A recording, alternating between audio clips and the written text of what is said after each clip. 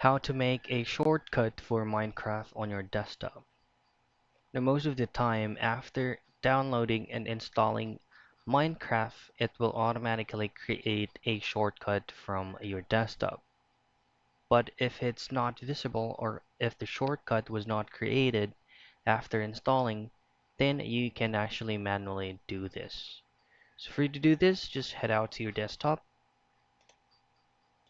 And once you're here, all you have to do first is just to right click on any area on your screen. Now hover your mouse to new and then go to shortcut. Now the type of location of the item, just simply click on browse, and then from here just look for your Minecraft that you have downloaded. Once you've chosen it, just simply click on OK and follow the on-screen prompts, just next and apply and confirm. And that's it.